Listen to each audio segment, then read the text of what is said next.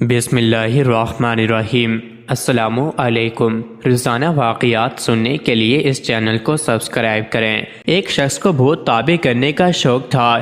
وہ کسی استاد کے پاس گیا۔ اس نے کہا کوئی شخص مرے تو اطلاع کرنا، پھر بھوت تابع کرنے کا عمل سکھاؤں گا۔ ایک شخص مرا تو اسے دفن کر دیا گیا۔ اس شخص نے استاد کو اطلاع دی۔ استاد نے کہا آج رات عمل سکھاؤں گا۔ چنانچہ دونوں آدھی رات کے وقت قبرستان میں گئے۔ خوب اندھیرا چھایا ہوا تھا۔ تازہ قبر کی مٹی ہٹائی اور لاش کو سامنے رکھا جو کہ کفن میں لپٹی ہوئی تھی۔ استاد نے اس شخص سے کہا تم اس کے قدموں میں بیٹھ جاؤ، میں سرہانے بیٹھتا ہوں۔ پہلے تو یہ شخص خوفزدہ ہوا، پھر ہمت کر کے لاش کے پیروں میں بیٹھ گیا۔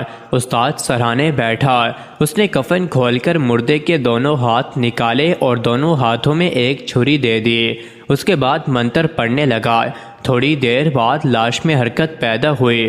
پاؤں میں بیٹھا ہوا شخص ڈرنے لگا، لیکن استاد نے اشارے سے ہمت دلائی بیٹھے رہو، ڈرو مت۔ مگر لاش اپنی دونوں کونیوں کو ٹیک لگا کر اٹھتی ہوئی معلوم ہوئی تو وہ ڈر کے مارے کھڑا ہوا اور اچھل کر قبر سے باہر آ گیا۔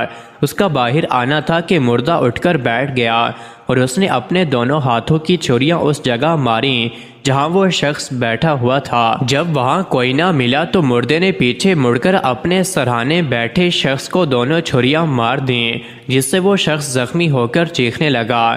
یہ تماشا دیکھ کر وہ شخص بھاگا اور ذرا رک کر پیچھے کی طرف دیکھا کہ مردہ کفن پہنے اور دونوں چھریاں ہاتھ میں اٹھائے دوڑا چلا آ رہا ہے اور کہتا جاتا ہے میں نے اپنی بھیٹ لے لی اور اس آدمی کو مار ڈالا ہے، اب میں تمہارا تابع ہوں۔ اس نے بھاگتے ہوئے جواب دیا خدا کے لیے واپس جا، تجھے تابع بنانے کی مجھے ضرورت نہیں ہے۔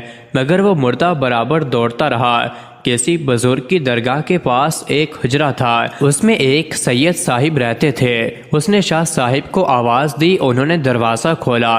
جب یہ شخص اندر گیا تو دروازہ اندر سے بند کر لیا۔ اتنی دیر میں مردہ بھی پہنچ چکا تھا۔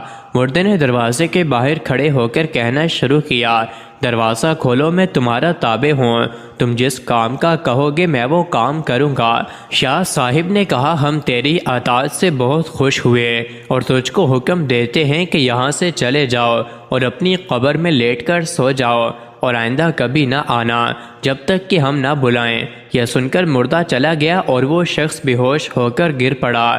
10 گھنٹے بعد ہوش آیا۔